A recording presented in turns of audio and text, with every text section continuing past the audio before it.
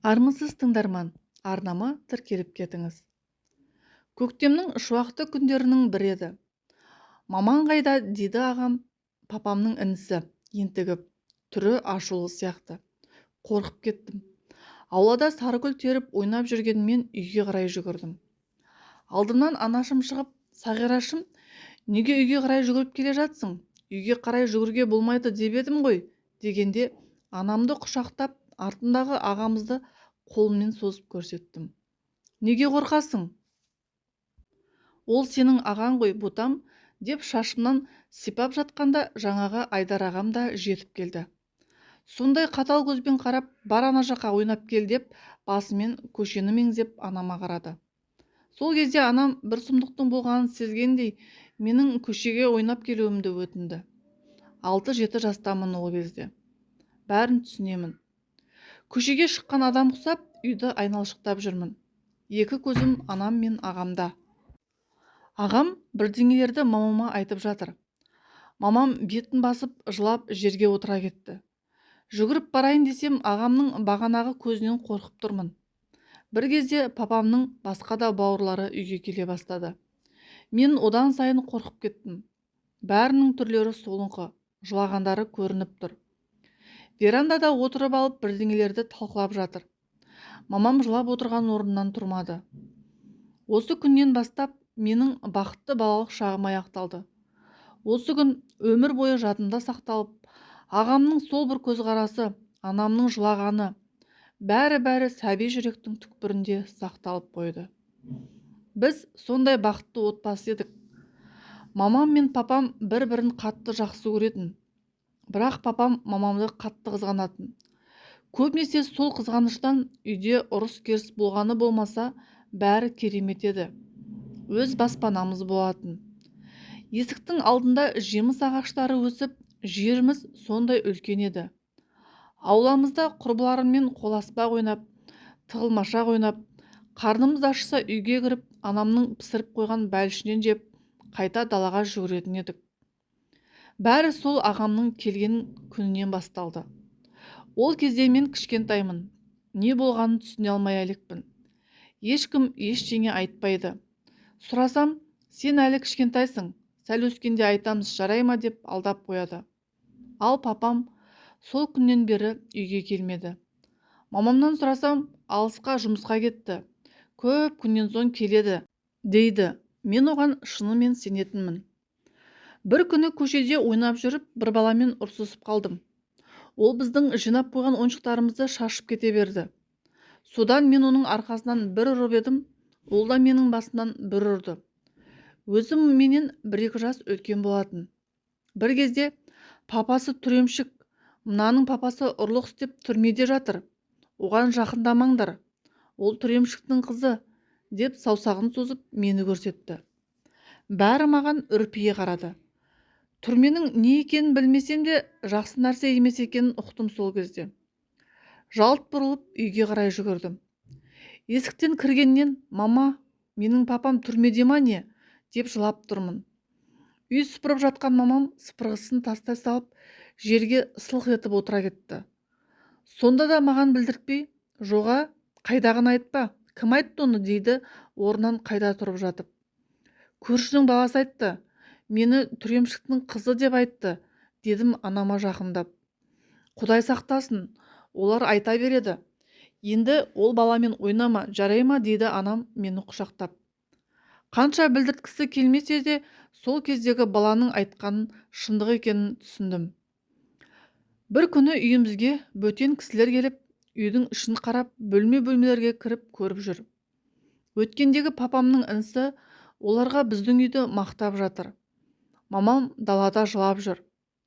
Әлгі кісілер жан-жақтарына қарап, қабырғаларды ұстап, полға секіріп қояды.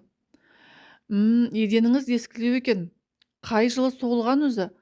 Қаншаға бересіз, дейді ерлі-зайыптылар бір-біріне қарап. Болатын бағасын бағана айттым, одан төменге бере алмаймын. Онсыз да арзан беріп жатырмын.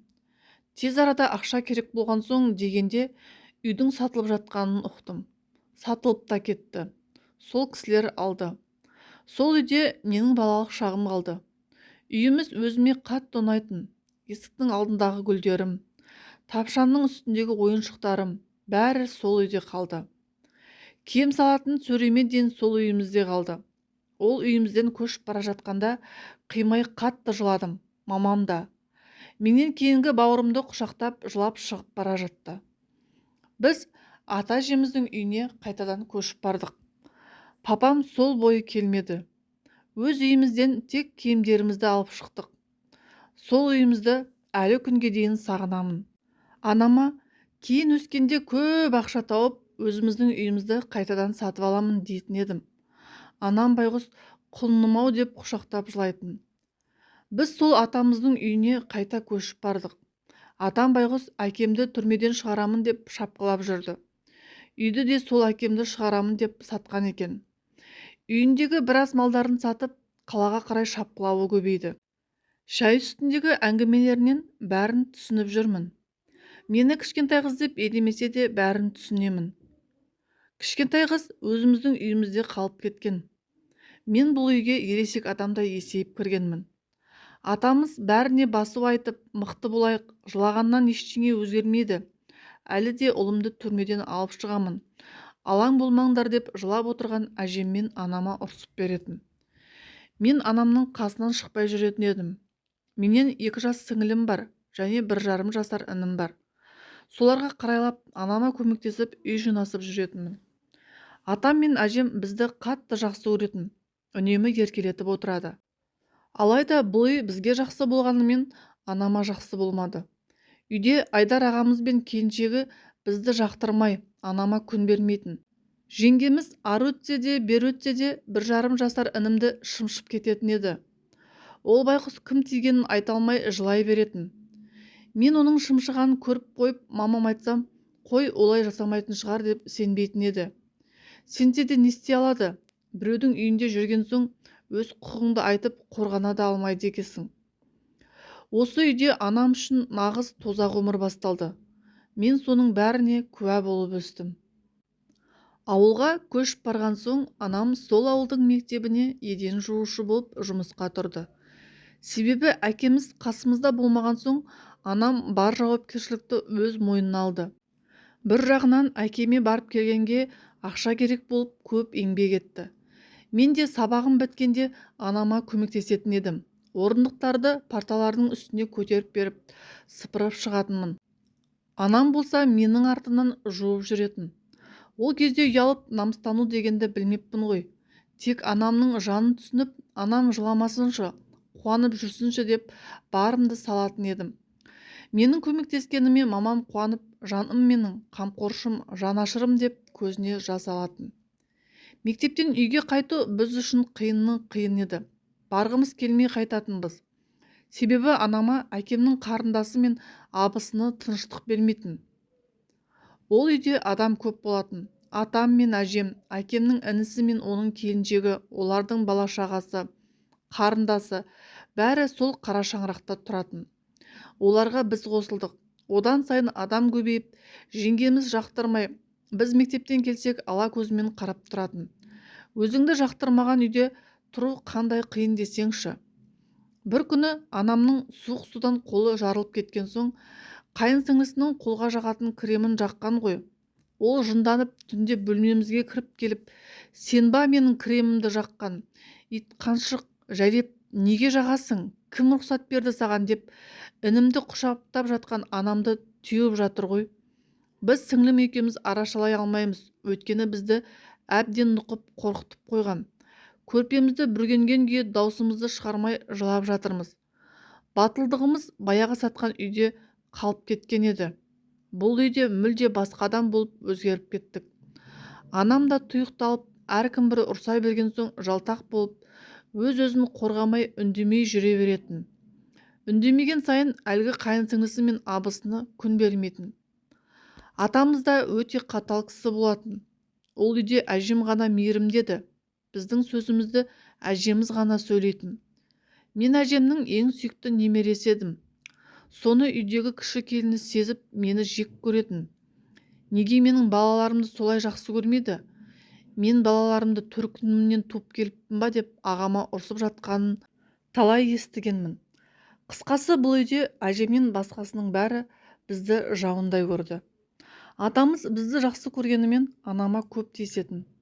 Үй тірлігіне әжем емес атам тиісіп, сәбіз аршып отырса да, дұрыстап аршы, жұқалап аршымайсың ба, өзің ақша таппаған соң жаның ашымайды деп ұрсып кететін.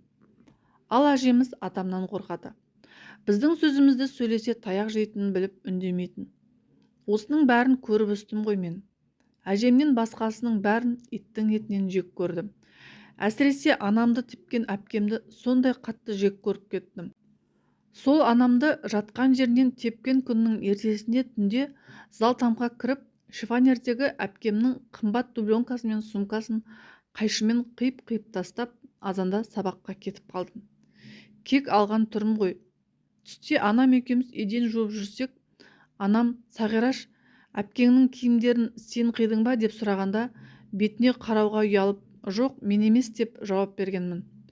Анам байғұс мен екенімді сезсе де ұрыспай, шынды айтшы ботам, әпкең үйде шу шығарып жатыр. Қазір барсақ атаң екеумізге ұрсатын шығар дейді анам жыламсырап. Иә, мен кестім. Неге ол сізді тебеді? Жек көрем оны, бәрін жек көрем деп айқайлап жылап жібердім. Анам, қой олай деме, ол сенің бауырларың ғой. Папаң шықса бәрі жақсы болады деп мені құшақтады. Бірақ оның да денесі дірілдеп тұрғанын сездім мен. Жылағанын маған көрсетпесе де іштей қиналып тұрғанын сездім. Кешке үйге анам екеуміз барғанда әпкем алдымнан шықты. Әбден жылап көзі ісіп кеткен. Маған бадырайып қарап, не дер екен дегендей тесіліп тұр. Бірақ үндемеді. Әжем сөйлесіп қойса керек. Әйтеуір ешкім ештеңе демеді. Осылайша әжемнің үйінде қиын күндеріміз өтіп жатты. Бір күн тыныш өтсе, келесі күні айқай-шу болатын. Анам әкеме барайын десе, абысыны тамағын қызғанып жолынатын. Неменеге бара бересің? Ол жақта да тамақ бар шығар. Соншама адам аш отырмайтын шығар, деп тамақ бермей қоятын кейде. Біреулерден қарыз алып жүріп әкеме барып келетін. Арасында мені де апарып тұрды. Мен өзім папама барамын деп қоймаған соң ертіп барды. Мен қайдан білейін ол жақтың жаман екенін. Қалаға барып, әкем жатқан жерге жеткен соң, олар кіргізе қоймайды екен. Кешке дейін сыртта күтіп отырдық. Бір кезде кіргізді. Айнала темір есіктер тарс-тарс деп ашқаннан селк етіп мен деген. Қатты қорқып кеткенмін сол кезде. Көк краскамен краскіленген ауыр есіктерді ашып, бізді кіргізіп, тарс еткізіп қайтадан жапқанда шығармай қоятындай қорқып кеткен едім. Анам құшақтаған соң ғана басылдым. Ішке кіргізген соң ұзын-ұзын столдар болады екен. Оған отырып күттік. Бір кезде әкем кіріп келе жатты. Қап-қара киінген. Басында қара кепкасы бар. Асып кеткен сияқты. Бірінші мені көтеріп алып құшақтады. Сонда бір салқындық болды менде. Сағынып барған әкемді көргенде онша қуанбадым. Білмеймін, мүмкін киімінен қорықтым ба, әлде анамның көріп жүрген қиыншылығын әкемнен көрдім ба, өзім де білмеймін. Қазір ойлап қоямын да, сол кезде мені бекер түрмеге апарды деп. Сол көрініс мәңгілік жадымда сақталып қалды. Кішкентай қыз көретін жер емес екен ғой. Естеріңізде болсын. Қандай жағдай болмасын, баланы түрмеге апармаңыз. Ол балаға ауыр соққы болады екен. Содан бері әкеме алыспын. Қатты жақсы көрсем де бір көрінбес қамал бар сияқты. Ойымдағыны әкеме жеткізе алмаймын. Мен сол үйде жүргенде қатты тұйықталып кеттім. Менің кіші сіңлім керісінше бұзық болып кетті. Ол сияқты бәрін боқтап, мектепте сыныптастарын ұрып, мұрнын қанатып, анам директорден талай ұрыс естіген. Қазір ойлап отырсам, ішіндегі өшпенділікті солай шығарған екен ғой. Үйде тиіскендерге жауап қайтара алмаған соң, бар ашуын мектепте көрсеткен екен. Ал мен керісінше ешкімге тиіспеймін, ешкіммен сөйлеспей, өз алдыма бір әлем болып жүрдім. Бар арманым, әкем абақтыдан шықса екен, бәріміз анау үйден құтылсақ деп армандайтын едім. Әкеміз үйленіп бөлек шыққан соң, жаман ортаға түсіп ұрлық жасаған екен. Содан ұсталғанда жанындағылар қашып кетіп, бүкіл қылмысты әкемнің мойнына іле салған көрінеді. 5 жыл сотталған әкемді атам шапқылап жүріп шығара алмады. Бірақ 2 жылға азайтты. Содан 2 жылдан кейін әкем түрмеден шықты. Әкем абақтыдан шығып, бәріміз бір қуанып қалдық. Атам үлкен құдайы тамақ жасады. Анам да қуанып жүр. Бірақ мен әкеме жақындамай қашып жүрмін. Сөйлеуге ұялатын сияқтымын. Мені көтеріп құшақтаса, қолдан түскенше асығатын едім.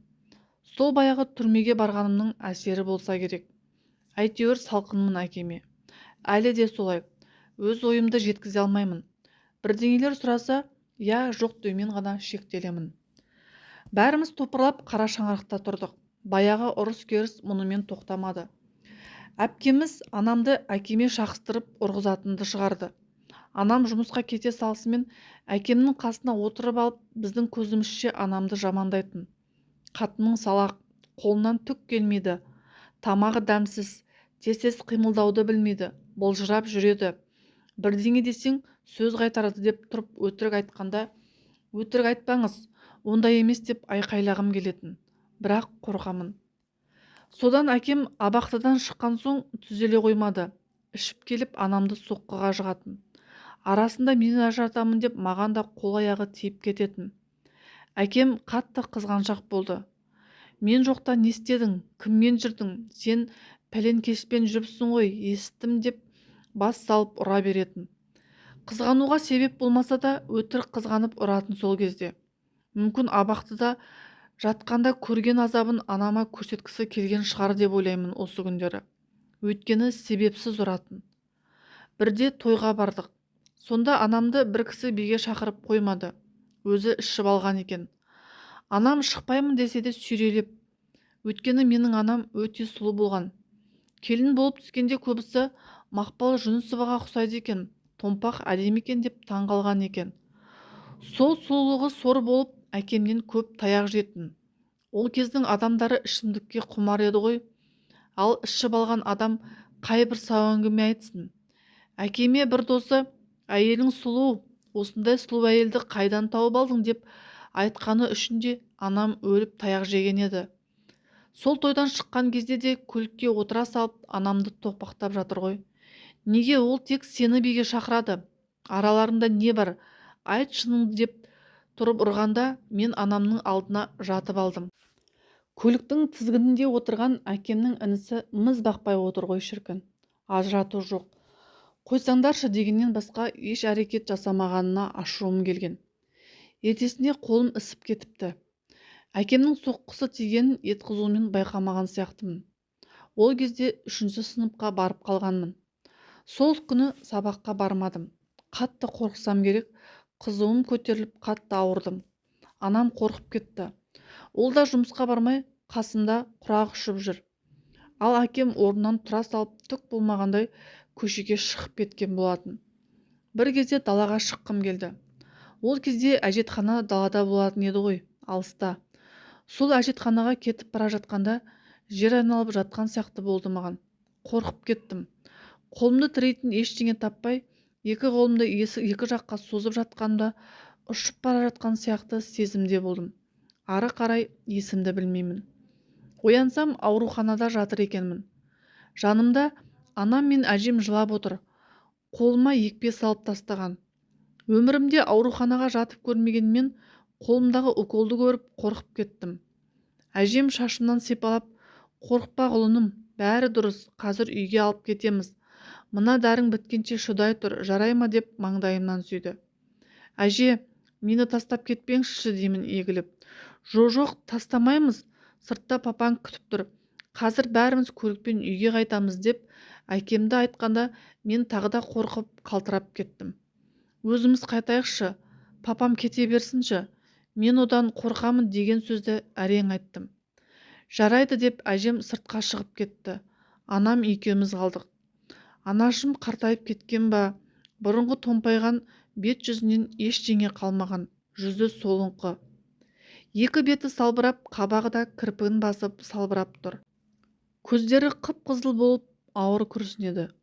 Мұрны бітіп пысылдап анда-санда тартып қояды. Маған бірдеңе десе жарылып кетердей әрең шыдап отыр. Бір кезде дәрігер кіріп келді. Қолымдағы екпені алып үйімізге қайта беруімізге болатынын айтты. Бірақ мен үйге қайтуға қуанбадым. Кісінің үйі болған соң барғым келмесе де амал жоқ қайттық. Сол күннен бастап мен қайта-қайта талып қалатынды шығардым. Сонда мен қалғанша без зоб ауруына шалдыққан екенмін. Балалық шағымдағы ауыртпалықтың бәрі денсаулығыма кері әсерін тигізген екен ғой. Өз үйімізді қимай көшкеніміз, анамның жылағанын көріп өскенім, әкеме абақтыға барып қорыққаным, мына үйдегі жанжал бәрі келер әсерін тигізсе керек. Әжем байғұс дәрігерден дәрігерге апарып жүріп бетім бері қарады.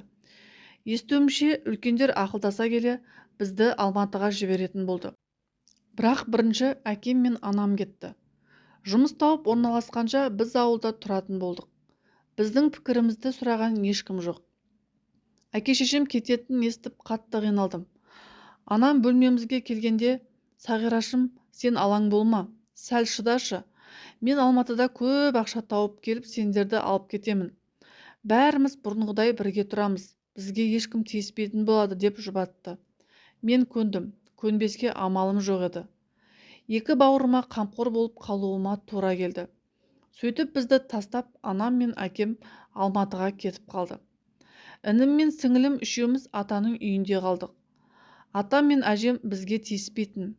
Ал жеңгеміз аталар жоқта бізге тиісіп, тамағын қызғанып, кішкентай кесеге сорпа құйып беріп, тесіліп қарап отыратын еді. Одан қорыққанымыздан шайнамай жұта беретін едік. Ал әжеміз үйде болса, өтірік бізді жақсы көретін адам құсап, жәнім күнім деп сөйлейтін. Не деген екі жүзділік деп таң қалатын едім. Кімнің үйінде жүрсең де тірлік істемесең жақпайсың ғой. Таң атпай тұрып қора тазалап, есіктің алдын сыпырып, үй жинап, күніміз өтіп жатты. Балалар үшін қасында әке-шешесі болмаса қиын ғой. Кейде қиналып кетсек, көшеде солардың жолын тосып отыратын едік. Арасында екеуі келіп тұрды. Адамның сәл реңі кіріп қалғандай. Ол жақтан жақсы жұмысқа тұрып, әр келген сайын бізге тәттілер әкеліп, бір қуанып, олар кететін кезде қайтадан жылайтын едік. Мен кішкентай інім жыламасын деп көршінің үйіне алып кететінмін. Ол байқұс бірдеңені сезгенде үйге қарай жұлқынып жылайтын. Әке-шешемнің көлікке отырып кетіп бара жатқанын көріп қойып, соларға қарай жүгіріп жылайтын еді. Сөйтіп біз оларды, олар бізді қимай қоштасатын едік. 2 жылдан соң ең бірінші інімді алып кетті. Одан соң мені, соңында сіңілімді алып, бәріміз Алматының шет жағында жалдамалы пәтерде тұрдық. Жағдайымыз жақсарып, бәріміз бұрынғыдай тату-тәтті тұрып жаттық. Әкемде бұрынғыдай қызғану жоқ. Ауылдағы ішетін достары да жоқ. Шағыстырып ұрғызатын қарындасы да жоқ. Анама тиіспеді. Оған тиіспесе бізден бақытты адам жоқ. Бала үшін ата-анасының татулығынан асқан бақыт жоқ екен. Кейбір отбасылар балаларының көзінше 40 пышақ болып жатады ғой.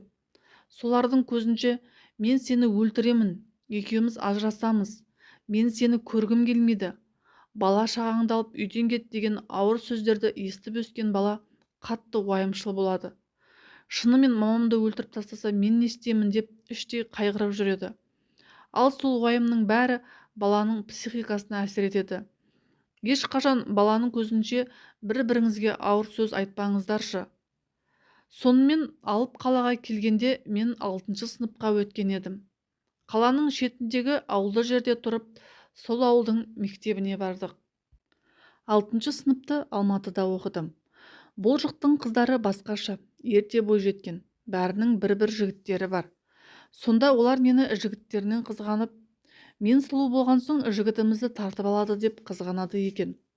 Қайдағы тартып алу? Жігітті тартып алмақ тұрмақ қалай сөйлесуді білмейтін едім ғой. Ауылдан келген, үнемі ұрыс-керістің арасында өскен қыз ондайды қайдан білсін? Тіпті орысша да білмейтін едім. Ол кездері 2005-2006 жылдары ғой. Көбісі қазақ тілін менсінбей орысша сөйлейтін еді. Ал бұл жақтың қыздары орысша сөйлеп қалған. Көкіректері өсіп, боянып, қымбат әдемі киім киетін. Бұл жақта да өзімді төмен салынып жалтақтап жүрдім. Бір сыныптас қызым Шымкенттікі еді. Сонымен дос болып сырымды айтып, орысша білмейтінімді айтып едім. Ертесіне мектепке барсам, бәрі мені мазақтап күліп, мен деген жылап үйге қайтып кеткен едім. Ол мектепке бармаймын деп жүріп, анам басқа мектепке ауыстырды. Қайда барсаң да қорқыттың көрі демекші, ол мектепте де мені ешкім жақын тарта қоймады. Ешкіммен сөйлеспей, ішімдегінің бәрін күнделікке жазып, бар сырласым да, мұңдасым да сол күнделігім болатын. Әкем мен анам таң атпай жұмысқа кетіп, қас қарайғанда келеді. Менің сырымды сұрап жатқан ешкім жоқ.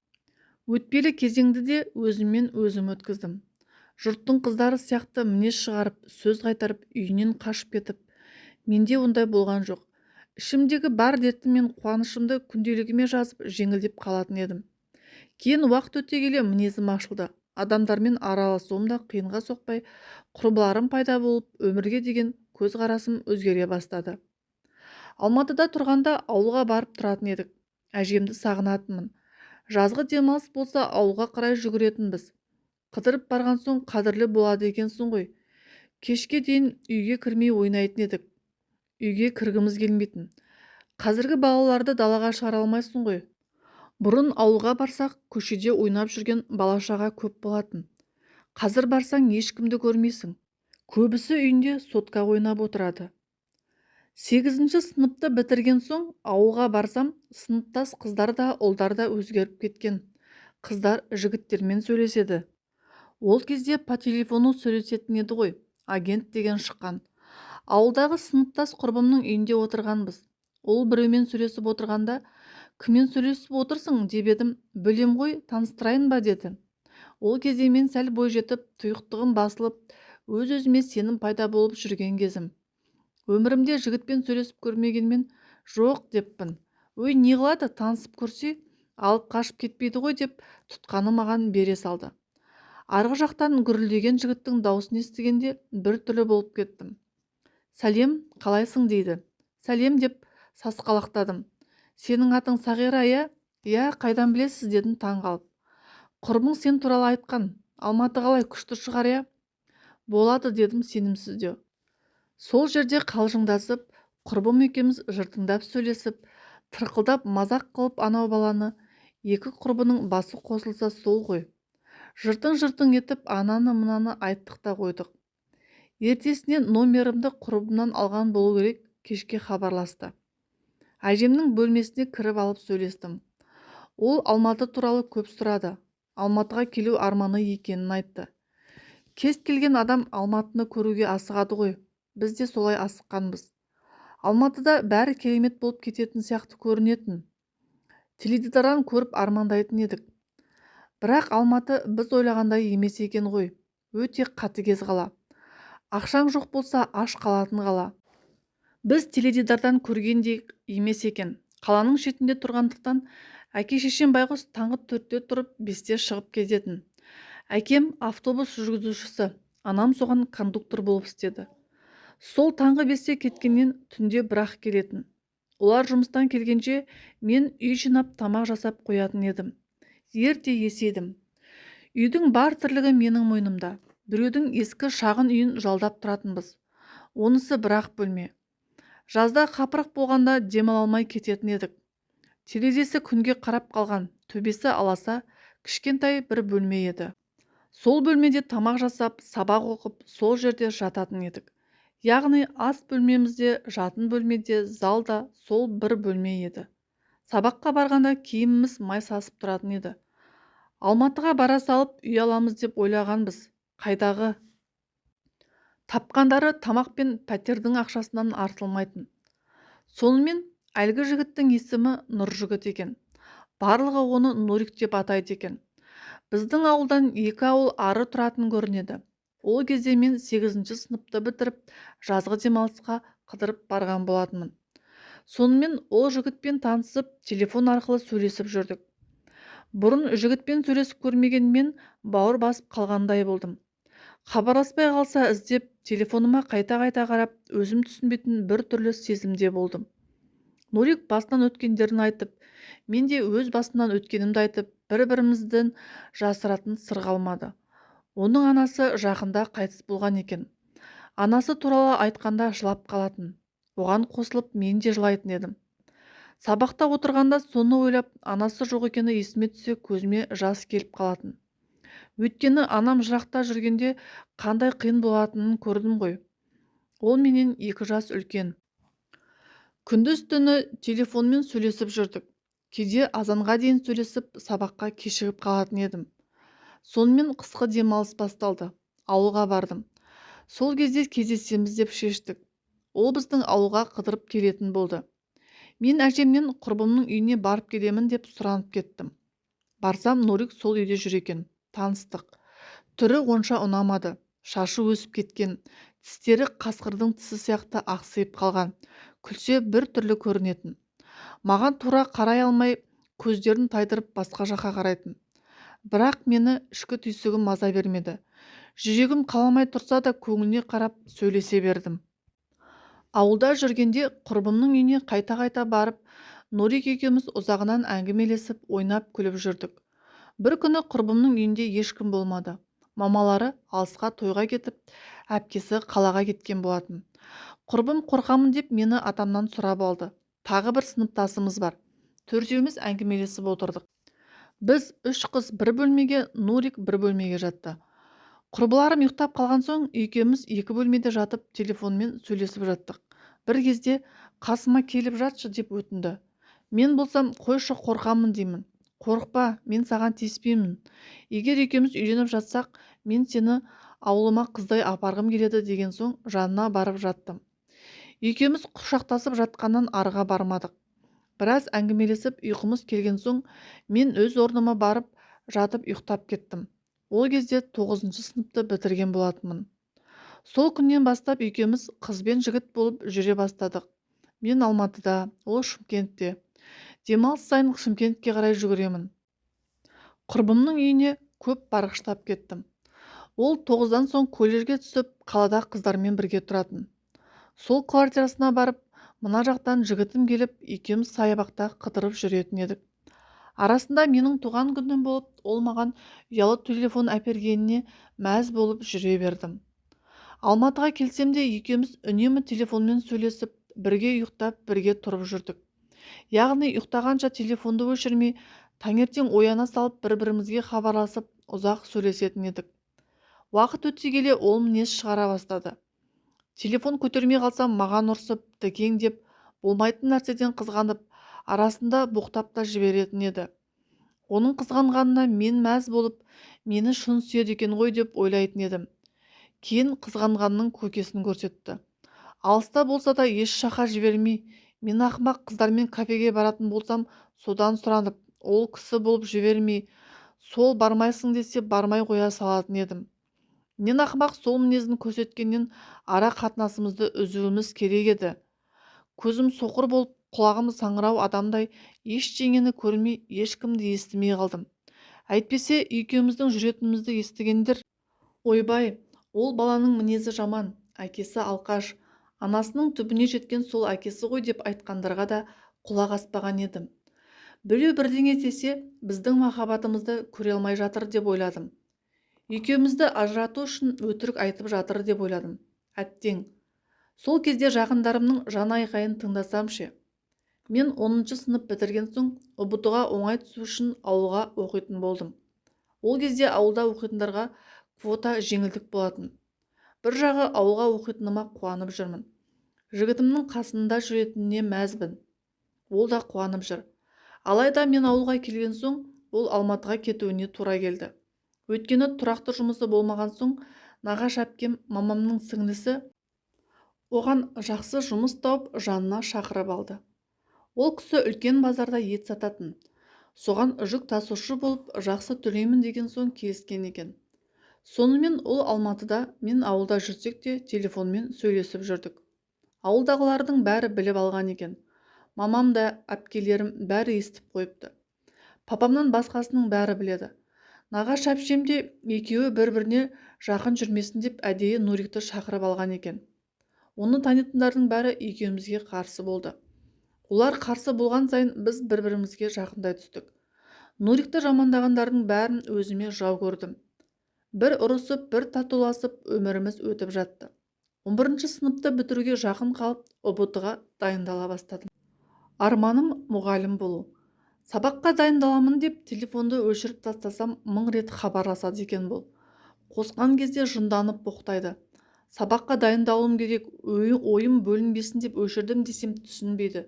Сондай мінезін көріп тұрып, қалайша бұл адаммен сөйлесіп жүрдім деп жыным келеді қазір ойлап отырсам. Өткендегі екеуміз бірге жатқанымызды екінші сыныптасым жеңгесіне айтып қойыпты. Олар ұйықтап қалды ма десем, қу қыз ұйықтамаған екен.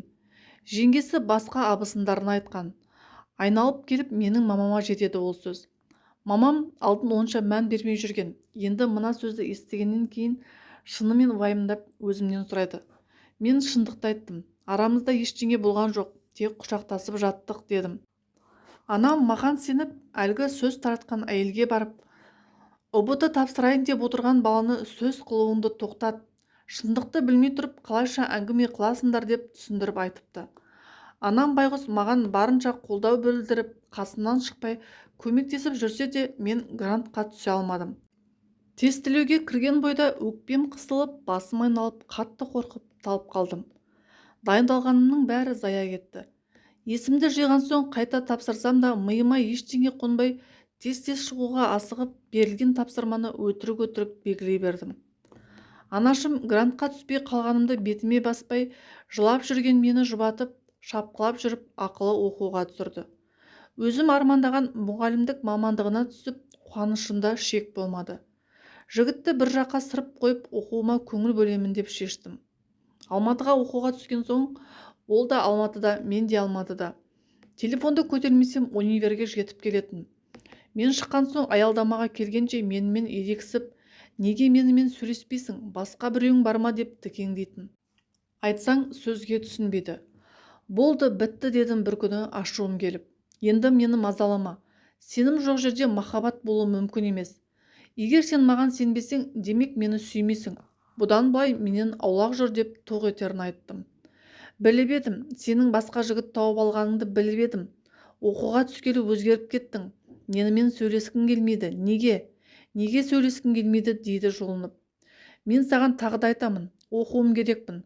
Бұрынғыдай түнімен сөйлесіп шығатын шамам жоқ, мазамды алма деп бұрылып бара жатқанда, бұл мені бас салып жағамнан ұстап қылқындырып, мені бұлай тастап кетуіңе жол бермеймін.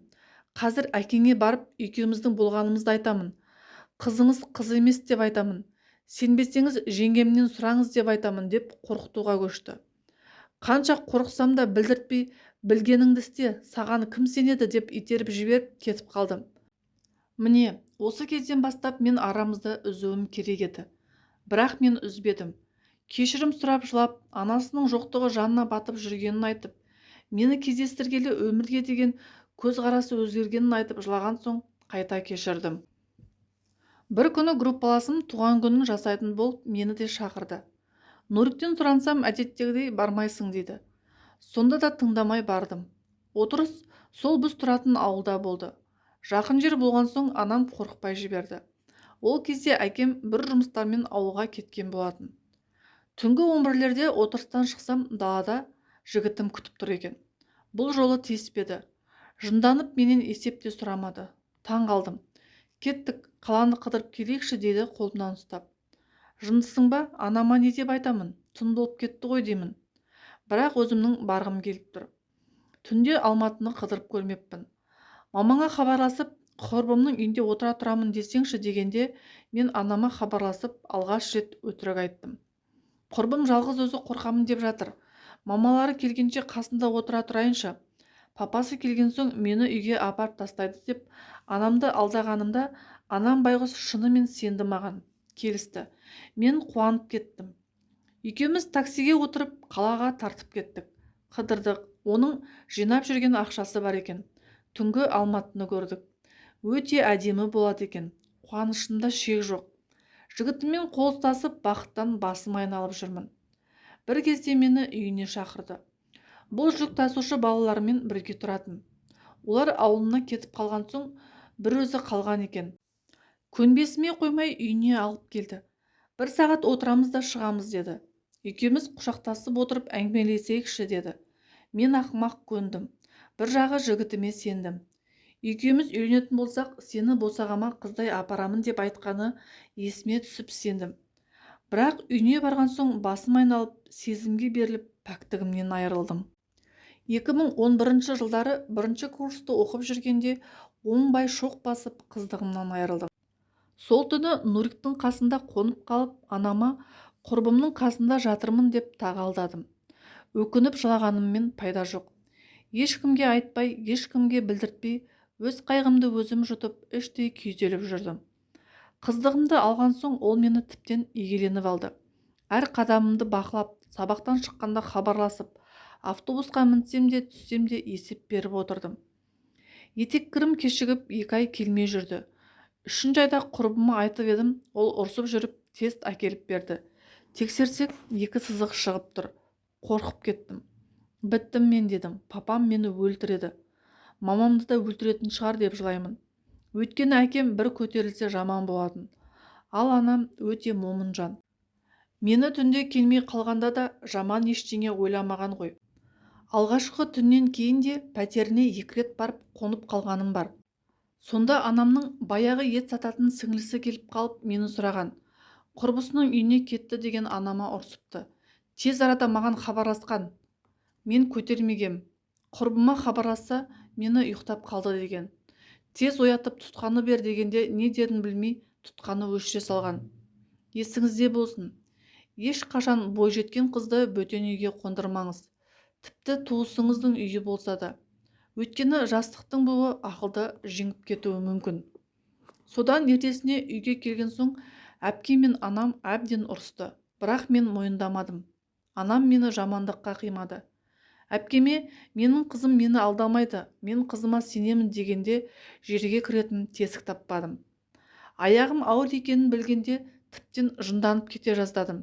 Не істерімді білмей жігітіме айттым. Ол мәз, балаға қуанып жатқан жоқ, мені қармағына түсіргеніне мәз. Енді үйленбесек болмайды деді ыржалаңдап. Ал менің бұған тегім келмейді. Оңбай алданғанымды білдім. Құрбым үшеуміз УЗИ-ге түстік. 3 айлық ұл бала деп жынысына дейін айтып берді. Нуриктің 2 езуі 2 құлағында. Ал мен не үшін жылағанымды өзім де білмедім. Қуанып па әлде қорқып па? Сыртқа шыққан соң ойласа келе ет сататын нағашы әпкеме хабарластық. Ол ауылға қыдырып кеткен болатын. Нурик хабарласып, қалайсыз, қашан қайтасыз деді. Ертең қайтамын, не болды? Тыныштық па? Деп әпкем бірдеңені сезгендей. Жоқ, сөйлесу керек еді деді жігітім сасқалақтап. Қаншайлық болып қалыпты деді әпкем бірден. Біз айтпай-ақ біліп қойды. Ертесіне келе салып үшеуміз кафеде кездестік. Боларыс болды, қатты ұрысты. Содан бұл мәселенің шешімін табуды ойластырдық. Ешкімге айтпай қызды алып қашасың. Өйткені баланы алдыруға болмайды. Біріншіден үлкейіп қалған. Екіншіден бірінші баланы алдыртса, өмір бойы бала тумай қалуы мүмкін дегенде мен қорқып кеттім. Өйткені күйеуге тиюге дайын емес едім. Бір жағынан жігітім мені шексіз сүйеді деген сенімділік болды. 2 қабат қылып алмай тастап кетсе не істер едім деп жақсылыққа жорып отырдым. Сонымен ойласа келе анам айтамыз деп шештік. Жігіт ауылына тойға дайындалуға кетті. Мен әпкем екеуміз үйге бардық. Алаңсыз тамағын істеп жүрген анама қарауға бет жоқ. Мына жаңалық жүрегін жаралайтынын біліп, ішім жанып барады. Шай тамақ ішіп болған соң әпкем, қызың күйеуге тиемін деп отыр. Қыз мұраты кету деген бар. Рұқсатыңды бер деп қойып қалды. Мен қалтырап қорқып отырмын. Анам, немене, қайдағы күйеу? Сен әлі 18-ге де толған жоқсың ғой? Сол баяғы жігітің бе деп шошып кетті. Иә деймін басымды көтермеген күйі. Қызым-ау, мен саған қанша рет ескерттім. Ол жақсы жігіт емес. Мінезі жаман деп ауылдың бәрі айтып жатыр. Өмірің құр болады ғой, ботам-ау деп шырылдап кетті. Күйеуге тиюге асықпа. Енді ғана 1-ші курсты бітірдің. Әлі талай жігіт кезігеді. Оқыған, тоқыған, көз ашық жігітке тисең дұрыс болар еді. Жоқ, еш қайда бармайсың. Мен қарсымын деп орнынан тұрып кетті. Сонда әпкем, қыздың жолын бөгеме, кетем десе кете берсін. Ертең күйеуге тимей қалса, босқа өзіңді кінәлайсың десе де анам көнбеді. Қызың бүгін кетеді, кетпесе болмайын деп тұр дегенде, анам маған жалт қарап, абыройыңнан айырылып қалғаннан саумысың дегенде, екеуміз де төмен қарадық. Анам қасыма жүгіріп келіп бетімнен салып қалды. Жылады, ұрысты. далаға шығып кетті. Қайта кірді. Жоқ, мен қызымды ол балаға беріп қор қылғым келмейді. Бұзылса да жібермеймін дейді көз жасын сүртіп. Түсінші, бүгін кетпесе болмайды.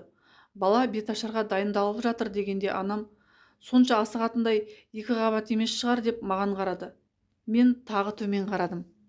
Ойбай, құдайым-ай, не жазып едім сонша қинайтындай. Мына масқараны естігенше өлгенім жақсы еді ғой деп отыра қалып егілді.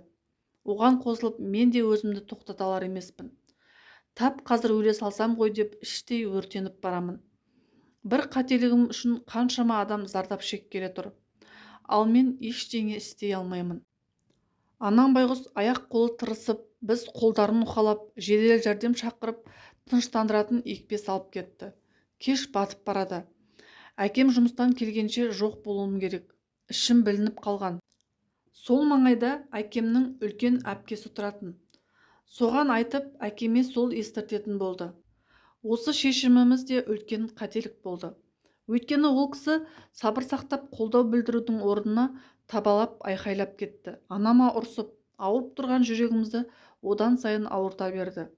Содан ол әпкем мені өз үйіне жіберіп, әкемді күтті. Сенесіз бе? Ол үйде отырған 1 сағатым 1 ғасырдай болып уақыт өтпейді. Ана жақта не болып жатыр бейхабармын. Телефонды өшіріп тастағам. Ол жақта менің тағдырым шешіліп жатты. Содан әкем естіген соң жынданып анамды ұрмақшы болған. 2 әпкем ұстап қалып әрең тоқтатқан. Көзіме көрінбесін. Енді менің Сағира дейтін қызым жоқ деп көлігіне мініп кетіп қалған. Мені қайтадан шақырып алып, нағаш әпкем Шымкентке автобусқа салып жіберетін болып жолға шықтық. Түнгі 11-лерде жүретін автобусқа салып жіберді. Таңертең жігітім мені 3 досымен Шымкенттен күтіп алды. Көлікке отырып, музыканы бақыртып қойып кетіп барамыз. Жолда бір кафеге кіріп тамақтанып алдық. Сол кафеде отырғанда нағаш әпкем WhatsApp-қа шықты. Папаң кешірді. Сені қайтсын деп жатыр деді. Сол балаға шыққың келмей отыр ғой, білемін. Кеш болмай тұрғанда осы жерден тоқтат. Қазір кафедегі әжетханаға барамын деп қашып кет дейді. Не істерімді білмеймін. Мына жігітті жақсы көремін бе, әлде тек аяушылық сезімі ма, өзім де білмеймін. Бір жағы жақсы көретін сияқтымын. Телефонда боқтап балағаттағаны есіме түссе, жек көретін сияқтымын. Өз сезімімді өзім түсінбей дал болдым. Үйге қайта барсам, әкемнің бетіне қалай қараймын? Қарным шермейіп, әкемнің алдында қалай жүремін? Менің қарнымды көрген сайын қара жерге кіріп кететін шығар. Жоқ, қайтпаймын. Не де болса пешенемдегіні көремін. Кеше кетіп бара жатқанда анам құшақтап, бақытты бол қызым. Өзің таңдаған адамыңа кетіп барасың. Бірақ ертең маған жылап келуші болма деп шығарып салған. Өлсем де үйге қайтып бармаймын. Мына жақта әпкем тоқтамай жазып жатыр. Ақымақ болма. Әкең балаңды өзім асырап аламын деп жатыр. Тек сені ол үйге бармасыншы деп жатыр. Не істейсің, не шештің дегенде, мен артқа шегіне жол жоқ деп бір ауыз сөз жазып жібердім. Қазір папаң звондайды. Телефонды көтер, сенімен сөйлескісі келеді деді. Окей дедім. Артынша әкем хабарласты. Сыртқа шығып тұтқаны көтердім. Алло дейді әкем. Даусы қарлығып дірілдеп тұр. Әбден жылаған сияқты. Қызым, кері қайтшы. Сен әлі жап-жассың ғой. Ол отбасыны мен жақсы білемін. Ол үйде сен қор боласың дейді. Папа, кешірші мені, пап. Мен сізді жерге қараттым. Кешіре алсаң кешірші. Бірақ мен қайтпаймын деп едім. Папам ашуланып айқайлап кетті. Тұтқаны қоя салдым. Егіліп жылап тұрмын. Нурик жүгіріп келіп, не болды деп құшақтады. Папаммен сөйлестім дедім. Ол мені құшақтаған күйі көлікке отырғызып, ауылға қарай тарттық. Ауылға жақындағанда көлікті бепілдетіп аулаға кіріп бардық. Мен де қосыла түспекші едім. Сен отыра бер. Қазір әйелдер өздері түсіріп алады деді. Баламын ғой сонда. Осы үйге қонаққа келгенде сезімде отырмын. Бір кезде ақ орамал жауып үйге кіргізді. Бір бөлмеде орамал жамылып мен отырмын. Жанымда бала-шаға отырып алған. Бетіме үңіліп қарап қояды. Біздің жеше әдемі екен дейді бірі екіншісіне. Кәне деп орамалдың астына үңіліп қарайды. Далада беташарға қызу дайындық жүріп жатыр. Бір кезде бөлмеге біреу кіріп келді. Мен осы үйдің адамы екен деп басымды көтермей отыра бердім. Орамалды басымнан жұлып алды. Жалт қарасам ағам, папамның інісі. Қолымнан ұстап жүр кеттік деп сүйрелей жөнелді. Үлкендер араға түсіп әп-сәтте у-шу басталып кетті. Ағам ешкімге көнбей мені алып кетпекші. Сабырға шақырып жатқан адамдарға қарап жатқан ол жоқ. Менің қасыма жетіп келіп, сенің кесіріңнен атам апамды ұрып тастады. Соны білесің ба сен? Папаңның қандай жағдайда екенін білесің ба деп жұлқылайды. Сонда әлгі әкемнің қарындасы ауылдағыларға хабарласып бәрін айтып берген екен. Мен өз еркіммен келдім, ешқайда кетпеймін деп едім, мойнымнан ұстап көтеріп алып қылқындырып жатыр ғой. Әйтеуір үлкендер араға түсіп ажыратып алды. Сонымен мен тағы бір мүмкіндікті жіберіп, осы жерде қалып кеттім. Ағаларым жынданып кетіп қалды. Содан беташар болып некемізді қиды. Молда, махрге не сұрайсың дегенде, мені бақытты етсе болды деп едім. Әп бәрекелді деп молда риза болды. Сонда мен тек бақытты болсақ екен деп армандадым. Мамамдарды жылатып кеттім ғой. Енді бақытты болғанымды көріп қуанса екен деп армандадым. Бірақ жар таңдаудан оңбай қателескенімді бір аптадан кейін көрсетті. Жамандық көрсем өзімнен, жақсылық көрсем өзімнен дегендей, басымнан өткен қиыншылықтың бәріне тек өзім кінәлімін. Тағдырды өз қолымыздан жасап алады екенбіз ғой. Білмеймін. Мүмкін әке мейірімін көрмей өскен соң да осылай тез алданып қалған шығармын. Әкем мені қалай жақсы көретінін сол кетіп бара жатқанда ғана білдім. Бұрын менімен сырласып еркелеткен емес. Жағдайымды сұрап, маған не керек, не ұнайды деп сұрамаған. Қыз болсын, ұл болсын, әкенің мейірімі мен тәрбиесі керек екен ғой. Егер мен әкеме еркелеп, нені жақсы көретінін біліп өскенімде, мына жігіттің жаным күнім дегеніне еріп кетпес едім. Әкемді де кінәламаймын. Мен кішкентай кезден абақтыға түсті. Одан шыққан соң Алматыға жұмысқа тұрып бас көтермей еңбек етті. Қараңғыда кетіп, қараңғыда келіп, сүріне құлап ұйықтайтын. Жоқшылықтан ғой. Қайтсек жақсы өмір сүреміз деп жанталасты. Жағдайлары сәлде болса жақсарып, қуықтай бір бөлмеден 3 бөлмелі жағдайы жасалған көп қабатты үйге көшті. Бірақ біздің тәрбиемізді өткізіп алды. Қол жоқшылықтан қашамыз деп біздің балалық шағымыз өз алдымызға өсіп кеткенін білмей қалды. Маған не ұнайтынын, менің не қалайтынымды сұраған емес. Бізде әкеліп берген киімін кимеймін деп жұлынбай, жағдайға қарап кие беретін едік. Екі размер үлкен болса да жеңін қайырып кие беретінбіз. Кейбіреулер перзентті дүниеге әкелген соң өзімен өзі өседі деп немқұрайлы қарайды. Ол дұрыс емес екен. Бала өскен кезде де құндақтағы бала сияқты мәпелеп, еркелетіп, арасында қысып алып тәрбиелеу керек. Мысалға, құндақтағы балаға қарамасаңыз, памперсін ауыстырмасаңыз не болады? Бала өскен соң да солай. Дер кезінде қарап, көңіл бөліп, ойыншық әперіп, қуантып, отбасымен қыдырып, бақытты балалық шақ сыйласақ, баланың болашағы да жарқын болады екен. Барлық нәрсе балалық шаққа келіп тіреледі ғой. Мен қазір 32 жастамын. Осы жасқа келсем де 50 жастағы әйел сияқты көп нәрсені түсіндім. Шындыққа тура қарауды үйрендім. Өз-өзімді қорғауды үйрендім. Біреу үшін өмір сүрудің дұрыс емес екенін ұқтым. Аллаға шүкір, 2 ұлым бар. Қазір осы 2 ұлым үшін тау қопаруға дайынмын. Сонымен күйеуге тиіп тындым. Бір аптадай ауылда тұрдық. Бір апта ішінде ұрып үлгерді. Үйлері масқара, суық, ескі, құлайын деп тұр. Қанша от жақсаң да жылымайды. Атамыз 2-ші әйел алған екен. Ол екеуі қосылып алып ішетін көрінеді. Ешқандай жылуы жоқ мына үйде. Суық бір мола сияқты. Мә, өкінгенім-ай, ішкі түйсігім алдамаған екен. Жүрегім осындай боларын сезіп тұрса да, өз-өзімді жазалап осыған тидім ғой. Әкемнен емес, алдағы тағдырымнан қорқуым керек еді. Алла маған қанша мүмкіндік берді. Енді бәрі кеш. Бір аптадан кейін ұрғаны, бәріміз шай ішіп отырған жеріміз тастай суық. Бір кезде ас бөлмеге нан алып келуге шықтым. Ас үй жылы екен. Сол жерде аяғымды жылытып тұрып қалдым. Бір кезде күйеуім жетіп келіпті. Не болды? неге сонша құрып кеттің дейді дікеңдеп. Жылынып алайыншы, аяғым қатып қалды деп керегімді алып шығып кеттім.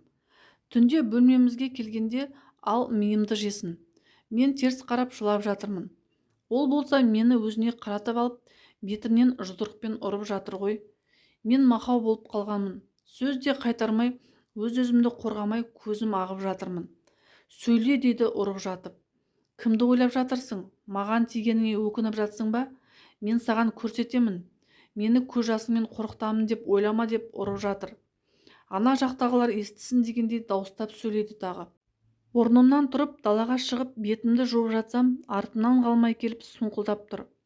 Қыз кезімде тыңдамай құрбыларыммен кафеге барғанымды айтып, сол кезде әдейі менімен төсектес болғанын, бәрін ойластырып істегенін, бәрін айтып жатыр тоқтамай. Шок болдым. Сонда ғана мен не істедім, не бүлдірдім. Одан да әкемнен таяқ жегенім дұрыс еді ғой деп іштей егілдім. Оңбай от басқаныма көзім жетті. Сонда бұның ойынша мені ашса алақанында, жұмса жұдырығында ұстаймын деп ойлаған ғой. Не керек үндемей құтылдым. Түн ішінде сарайға барып асылатын жып іздедім. Әке шешемді қарабет қылып кеткендегі тапқан байым осы ма деп жылап жүрмін. Сол кезде баяғы анамның жылап тұрып, тасташы сол баланы деп айтқандары, нағашы әпкелерім, бәрі қарсы болып айтқан сөздері, бәрі көз алдыма келіп жас болып ағып жатты. Ертең менің алдыма жылап келуші болма деген анамның сөзі де есіме түсіп, жүрегіме қанжар сұққандай қадалады. Жіп іздеп жүріп тауып алдым. Бірақ жан тәтті екен. Ондай қадамға баратын батылдық қайда? Ішімдегі баланы ойладым. Бейгүнә сәбидің не жазығы бар? Басым салбырап үйге қайта кірдім. Ол қорылдап ұйықтап жатыр. Оянып кетпесін деп ақырын жанына жаттым. 2 аптадан соң Алматыға қайттық. Оқуым бар еді. Алматыда тұратын квартира жоқ. Мамамның үйіне бара алмайсың. Курстас қыздармен бірге тұруға тура келді. Ол да бұрынғы бірге тұратын жүк тасушы балалардың квартирасына барды. 5-6 күн жұмыс істеп, ақша тауып, бір бөлмелі времянка таптық. Көрпе төсек, ыдыс-аяқ ештеңеміз жоқ. Ауылдан ештеңе әкелмегенбіз ғой. Қасымда құрбым бар. Екеуміз квартираны жуып, тазалап, әктеп, базарға барып, жерім ыдыстар әкеліп, кішкентай ескі қазан сатып алдық. Анам байғұс ара-арасында келіп тұратын. Жоқ нәрсемді түгендеп, жетім анау-мынау әкеліп беретін. Ал әкем мүлдем келмейді. Тіпті хабарласпайтын. Есік ашып барғанда әкем, бізді тыңдамай тапқан байың осы ма дегенде ұялып төмен қараған едім. Сонда әкем әпкелеріне нені айтып жылайды екен. Жас қыздардың ойнап күліп жүргенін көрсем, жүрегім ауырады. Менің қызымда осылай жарқырап жүрсе болмас па еді дейтін көрінеді. Мені тұңғыш қызы ретінде қатты жақсы көрсе де, сыр білдірмей өзіме айтқан емес. Мен әкемнің нені жақсы көретінін кеткен соң ғана білдім. Сонда іштей жақсы көрген екен ғой. Қызым, мен сені қатты жақсы көремін деп айту соншалықты қиын болғаны ма? Егер сол сөзді бала кезімде жиі айтқанда, мен жылулықты сырттан іздемейтін едім ғой. Естеріңізде болсыншы, баланы жақсы көретініңізді жиі айтып тұрыңыз. Тек сөзбен емес, ісіңізбен де жақсы көретініңізді дәлелдеңіз. Әкемнің Алматыдағы әпкесі той жасағанда бәріміз барғанбыз. Сол кезде атам бәрінің көзінше әкеңді жылатып тастап кеткендегі тапқан байың осы ма дегенде жерге кіріп кете жаздадым. Әкем мен баратын болған соң тойға келмепті. Мен де кішкене отырып әкемнің үйіне бардым. Келсем кішкене ішіп алыпты. Мені көре сала құшақтап, өкіріп жылап жіберді. Мен де айқайлап жас баладай жыладым. Бізді көрген басқалар да жылап тұрды. Әкеммен құшақтасып жылап алған соң жеңілдеп, сәлде болса иығымнан ауыр жүк түскендей болды. Папа, кешірші деймін жанына отырып. Әкем менің мойнымнан құшақтап, шашымнан иіскеп, кештім қызым, кештім. Жастықтың буымен кім қателеспеді? Мен де көп қателік жасадым. Сен де мені кеш қызым. Сенің алдыңда айыптымын. Саған қамқор бола алмағаным үшін кешір. Саған керек кезімде жаныңнан табылмағаным үшін кешірші ботам дегенде даусы өзгеріп кетті. Папа, ол не дегеніңіз? Өзіңізді кінәламаңыз деп шырылдап кеттім. Екеуміз ұзақ әңгімелестік. Өмірімде папаммен осылай сөйлеспеппін. Сол күні сондай бір керемет көңіл күйде болдым. Күйеуім үйге кірмеді. Папамнан қорықты ма білмеймін. Мені тастап қайта тойға кеткен. Папа мені қайта-қайта сүйеді. Бір жағы аздап ішіп алғаны бар, бір жағы сағынып қалғаны бар. Сен кетіп бара жатқанда қалай қиналғанымды білсең ғой. Біреу жүрегімді суырып алғандай болды. Сенің бұлай кеткеніңді қаламап едім. Ертесіне нағашы әпкең екеуміз ауылға барғанда бәрі жабылып бізге ұрысты. Атаң апаңды не үшін ұрғанын білесің бе? Атаң қызды қайтып алып келіңдер дегенде апаң әкелмесін. Қызды қайтып әкелмеңдер, бақытты болсын деген үшін 70-тегі апаңды атаң ұрып жіберді. Сол кезде мен жерге кіріп кете жаздадым ғой қызым-ау. Бірақ өткеніс өтті. Енді өкінгеніммен пайда жоқ. Одан да мынаны айтшы, Нурик саған тисе ма деп маған бұрылып қарады. Жоқ деп көзімнен біліп қояды ма деп төмен қарадым. Маған тура қарап айтшы, бақыттысың ба деді. Иә деп тағы сенімсіз жауап бердім. Әкем өтірік айтып отырғанымды сезді, үндемеді. Ауыр күрсінді де қойды. Әйтеуір бірінші курсты әрең бітірдім. Жаз айында тұңғышымды босандым. Ата-ананың қадірін балалы болғанда білесің деп бекер айтылмаған екен. Анам байғұс бізді осылай қиналып дүниеге әкелген екен. Адамнан адам шығу оңай емес. Бір өліп, бір тірілдім. Ұлымды емізейін десем, емшегімнен сүт шықпай балам жылап, өзім де баламын ғой әлі, қосыла жылап отырмын. Қасындағылар мейіріммен емізсеңші, сол кезде сүт шығады дейді. Мейіріммен қалай еміземін? Емізіп жатырмын ғой. Сүт шықпаса мен не істей аламын деп шырылдаймын. Емшектен сүт шықпай балам сора берген соң ұшы жарылып кетті. Ол да ауыртып барады. Баламды емізгім келмей, ол толғалы салмақ тастап, қызуы көтеріліп, түнімен жылап шығатын. Ертесіне таңертең дәрігер келіп, маған сұрақтар қойып, егер балаң жылап көнбей жатса не істейсің дейді, мені сынап. Жас екенімді, балаға икемім жоқ екенін көріп тұр ғой. Мен шапалақтап, қолымды бұлғап жатырмын. Баланы жұбатқан түрім ғой. Дәрігер басын шайқап, баланы қалай алып, қалай емізетінін көрсетіп, тағы бір жұма жатасыңдар деп шығып кетті. Жанымдағы мамашалар сүт шығаратын дәрі беріп, соны ішкен соң сүт шыға бастады. Кейін түсіндім ғой, мейіріммен емізудің не екенін. Баламды күннен күнге жақсы көріп, емізетін кезде емшегімнің ұшы тызылдап, иіп бетіне шашырайтын еді. Перзентханадан шығарда анам өзі үйіне алып кетті. Себебі біздің тұрып жатқан квартирамыз цемент және терезесі жоқ бір бөлме еді. Папам да жиен немересін көріп қуанып, біз шомылдырып жатқанда жанымызда отыратын. Анаңның қасында болғаны қандай керемет. Баламды шомылдырып, мені де күтіп, қой сойып, қалжа жегізіп, шілде терімді шығарып, сүт шай мен дәмді тамақтар беріп жақсарып қалдым. Қалжа деген қойдың мойын омыртқасы. Сол мойынды жаңадан босанған ана тазалап жеп қойса, баланың буыны тез қатаяды деген ырым бар. Күн мен түнін есептеп 20 күнде 40-нан шығардық. Ертесіне күйеуім келіп мені алып кетті. Ол үйге барғым келмей әрең бардым. Үйге барған соң балама қарай алмай біраз қиналдым. Балам көп жылайтын.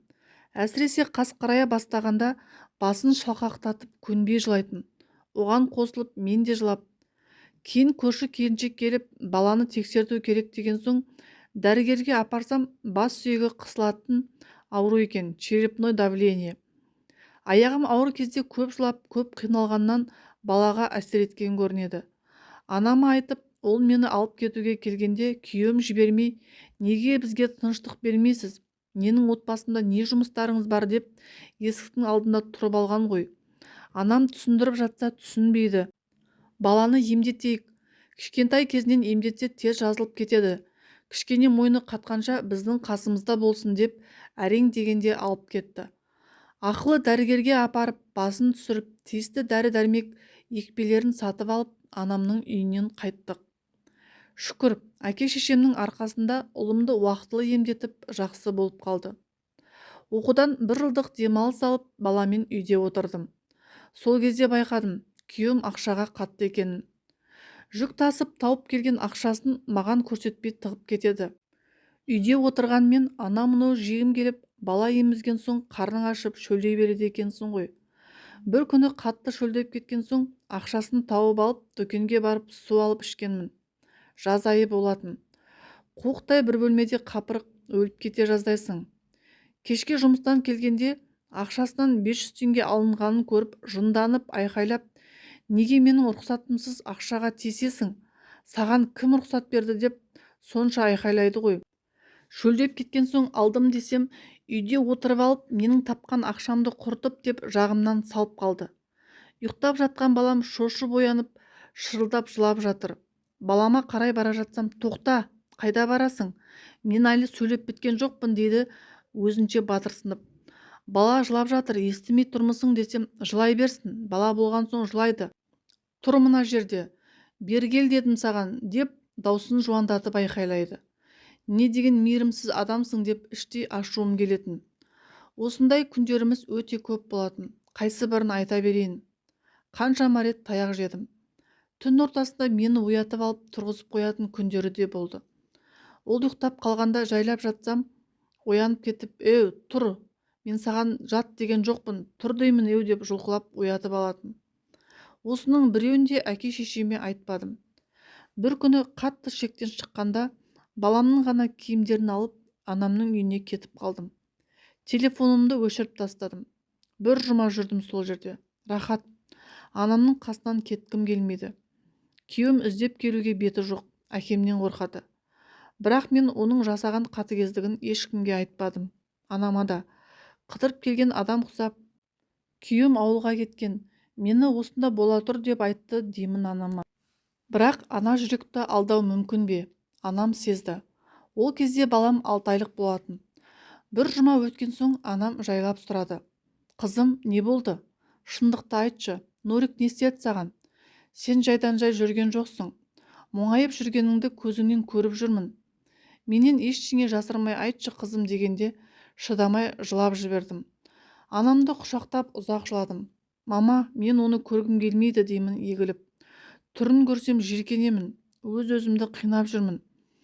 Сіздерді қара бет қылып кеткенім үшін өзімді осылай жазалап жүрмін. Бірақ бұдан ары шыдай алмаймын, мамау. Мені ол адамнан құтқарыңызшы деп өкіріп жыладым. Бәрін айтып бердім. Үйленгенімізге 1 апта болмай ернімді қанатып ұрғанын, түнде мазақ қылып тұрғызып қоятынын, ақша бермей аш қалдыратынын бәрін айттым. Анам байғұс шырылдап кетті. Папам мен ұйықтап қалғанда кеш келген екен. Мамам бәрін айтып беріпті. Ертесіне папам жұмысқа бармай күйеуімді шақырды. Түсте басы салбырап келіп тұр. Үйдегі герой Нуриктің жұрнағы да қалмаған. Жауынның астында қалған мысықтай солыңқы түрімен есіктен кіріп табалдырықта тұр. Кіруге қорқып. Әкем жағасынан бас салып тұмсығынан бір ұрып еді, мұрттай ұшты. Бар айтқаны кешіріңізші, кешіріңізші, енді қайталанбайды. Енді ұрмаймын деп жалынып жатыр ғой. Мына көріністі көріп, одан сайын жиіркеніп кеттім. Бұл тек маған ғана әлі келеді екен ғой. Неткен әлсіз адам еді. Сонымен ажырасамыз деп жүргенде екіншіме аяғым ауыр екенін білдім. Ол кезде күйеуім қайта-қайта хабарласып, жалынып кешірім сұрап, жылап, аяушылық сезімімді оятқысы келіп барын салып жүрген. Анама айтып едім, Алла тағалам екеуіңнің ажырасуыңа қарсы шығар. Мүмкін әлі де адам болып кетер деп, әкем екеуі қимай қайтадан күйеуіме жіберді. Әкем де күйеуімді шақырып алып, енді қайталанса айтпады деме. Менің қызымды тепкен мына аяғыңды сындырып, ұрған мына қолыңды жұлып аламын. Қызым енді тисе маған айт деп нықтап жіберді. Барғым келмесе де амал жоқ қайтып келдім. Адамның өзгеремін деген ниеті болмаса өзгере алмайды екен ғой. 1 ай болмай қайта әуеніне басты. Ұрмаса да сұңқылдап миымды жеп, таңертең тұрса көрпесін сілкіп ашып, мені шошытып білгенін істеді. Сол болмайтын нәрсеге бола ілік іздеп, сұйық тамақ жасасаң, неге қою тамақ жасамайсың? Сұйық тамақтан тез қарным ашып кетеді деп, қою тамақ жасасаң, неге сұйық тамақ жасамайсың? Қою тамақтан ішім жүрмей жатыр деп, әйтеуір ұрыс іздеп мін тағып отыратын. Бір күні қатты ұрысып қалып, бұл мені жұдырықпен бір ұрған ғой. Ұшып түстім. Сонда менің жүйкем сыр беріп, пышаққа қалай жүгіргенімді білмеймін. Ол кезде жатақхана сияқты квартирада тұрғанбыз. Ас үй мен әжетхана 5-6 квартираға ортақ еді. Ұзын дәліз болатын. Содан жүгіріп барып, ас үйдегі дәу пышақты алып, Нурикке қарай жүгіріп бара жатқанымды көрші бала көріп қалып, үйге кіріп бара жатқан жерінен ұстап қалған. Бар ойым күйеуімді пышақтап өлтіре салу еді. Арпалысып жүріп қолымдағы пышақты тартып алды. Өзінің қолын да кесіп алыпты. Мен отыра қалып, қолдарым тартылып, тістерім сақырлап, әлгі жігіттің әйелі су әкелсе іше алмай, тісім стақанға сақ-сақ етіп тиіп, олар қолымды уқалап әлек. Күйеуім түк болмағандай далаға шығып кете салды. Көрші әйел жынданып, көріп тұрып кетіп қалған несі оңбаған деп бұрқылдап жүр. Ата-анаңның үйіне бір қашып барсаң, үйреніп алады екенсің. Тағы үйге бардым. Ол кезде оқуымның демалысы бітіп, жалғастыруым керек болды. Күйеуіме айтсам, оқымай-ақ қой, бәрібір жұмыс істетпеймін саған дейтін. Бұдан қайран жоқ екенін біліп, баламды анама қалдырып оқуға шықтым.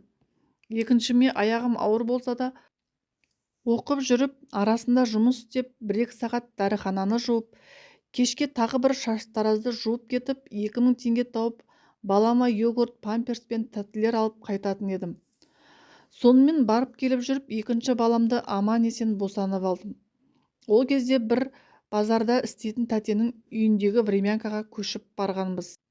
Ол тәте өте жақсы кісі еді. Өздері 2 қабатты үй соғып, мен солардың жұмысшыларына тамақ істеп, үйін жинап, өздеріне де тамақ істеп қойып жақсы тұратын едік. Ішім жеміміз сол үйден шығып, жұмысшыларға тамақ жасағаныма бөлек төлеп жақсарып қалдық. Нурик сол тәтеден аяқ тартатын. Даусы шығып, маған тиісіп жатса, тәтем жетіп келетін. Ол кісі бізге көп жақсылық жасады. Алла разы болсын. Негізі күйеуімнің балалық шағы да қиын болған екен. Ауылдағы апалардың айтуы бойынша, бұл 1,5 жасында анасы әкесімен ұрсысып қалып, 3 ай түркініне кетіп қалған екен. Өздері қара шаңырақта тұрып, ол үйде 3 келін бала-шағаларымен топырлап тұрған дейді. Нурик тамаққа тоймайтын ашқарақ болатын дейді марқұм енемнің ауылдағы абысыны. Тамақ піскенше қазанның қасында жылап тұратын. Шыдамай бара жатқан соң айранға нан турап берсек қуанып жанталасып жейтін еді. Қолды-аяққа тұрмаған соң атам оның аяғына жіп байлап тапшанға арқандап қоятын. Сол жерде жылап-жылап ұйықтап қалатын еді. 3 айдан кейін анасы келіп, күйеуі екеуі тағы да баласын тастап тауға мал бағуға кетіп қалады. Әке-шешеден мейірім көрмеген байғұс бала әркімнің түртпектеуімен өсіп кекшіл болған. Анасы келген күні ісініп, құтырып, бізді шешеден боқтап теуіп кететін. Ал анасы кетсе, басы салбырап, жәутеңдеп қалатын еді. Мектепке уақытылы барып, сабақ оқыған бала емес. Жігіт болғанша әркімнен таяқ жеп, бұзық болғаны үшін талай жазаланған бала деп айтқанда таң қалдым.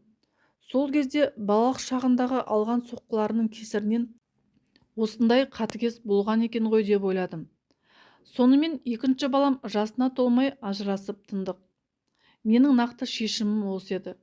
Өйткені бұл адам болудың орнына құмар ойынға кіріп, жұмысынан да шығып, кері қарай кетіп бара жатты. Дүниеде адамның айтқанына көнбейтін өр көкіректен жаман нәрсе жоқ екен ғой. Өзі білмейді, білгеннің тілін алмайды. Баламның ақшасына дейін ойынға салып жіберген соң, бұдан әрі күресудің пайдасы жоқ екенін ұқтым. Әке-шешем де сыртқа тепкен жоқ. Оқуымды аяқтауыма көмектесіп, қазір Аллаға шүкір, өз мамандығым бойынша жұмысымды істеп, нанымды жеп отырған жайым бар. Әке-шешеме, әсіресе анама алғысым шексіз. Өзінде жетпей жатса да кредит алып оқуыма төлеп аяқтатты. Өмірімнің соңына дейін анашыма қарыздар болып өтемін. Әр айлық алған сайын анама сыйлық әпергім келіп тұрады. Ал Нурик болса, ажырасқысы келмей неше түрлі айла тауып, неше түрлі қойылым қойып, әртіс болса да мен қайтпадым. Біресе жылап, біресе күліп, жалынып, қорқытып, үркітіп, неше түрлі нәрсе көрсетсе де мен сенбедім. Өйткені мен бұрынғы сенгіш Сағира емес едім. Енді бұрынғы аңқау қыз жоқ. Алдарыңызда ес тоқтатқан ересек әйел, балажан ана, өз мамандығын сүйетін еңбекқор мұғалім. Өткеніме көз жүгіртсем ақымақ болған екенмін. Бірақ мен өткенімен емес, болашақпен өмір сүргім келеді. Осы шығарманың арқасында өмірге деген көзқарасым өзгерді. Көңіл күйім көтеріліп, айналамның бәрін жақсы көріп кеттім. Болашаққа деген арманы мен үміттерім аз емес. Алла қаласа ұлдарымды жетілдіріп, білім беріп, келін түсіріп, қадірлі ана болғым келеді. Қазір ұлдарыммен әке-шешемнің үйіндеміз. Сіңлім тұрмысқа шығып, інім Кореяда жұмыс жасайды. Отбасы банкке ақша құйып жатқаныма 1 жылдан асты. Алла қаласа өз баспанамыз болып, бақытты ғұмыр кеше берейік.